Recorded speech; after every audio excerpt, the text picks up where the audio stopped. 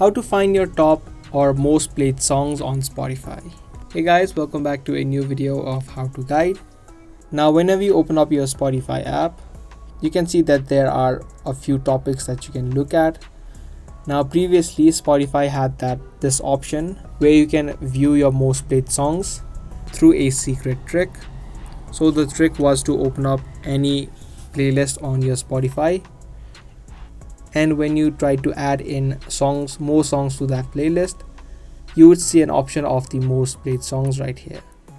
But however, that option now has been removed and you can only see options such as suggested and recently played. This means that the most played songs option now has been removed from Spotify.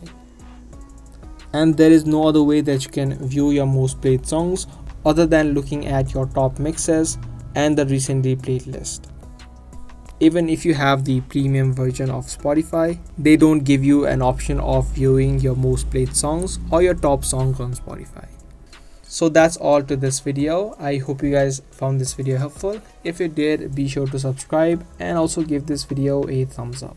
That's going to be all for today's video, and I'll see you guys in the next one.